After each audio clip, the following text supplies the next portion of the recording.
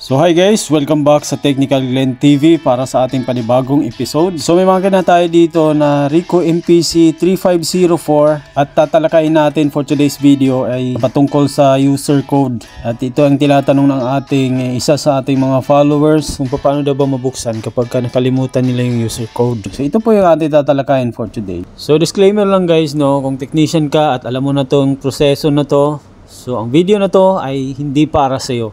So para lamang to sa hindi pa nakakaalam, okay?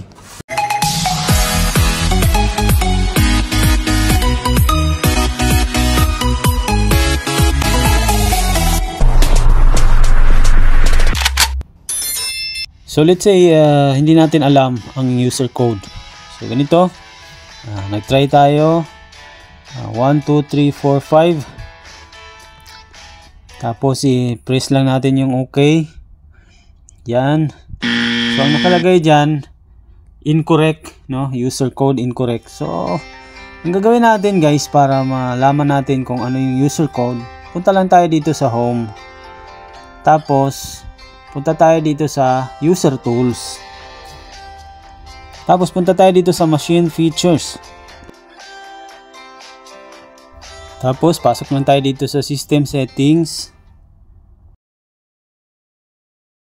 Tapos press lang natin yung administrator tools. Tapos makikita natin dito sa baba display, tapos print counter per user. Press natin yan.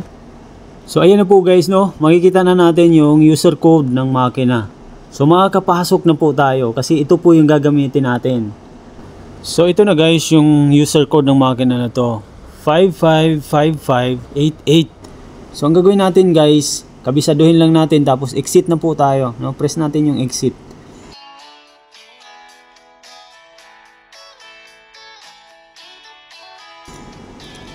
So yan, try na natin, no?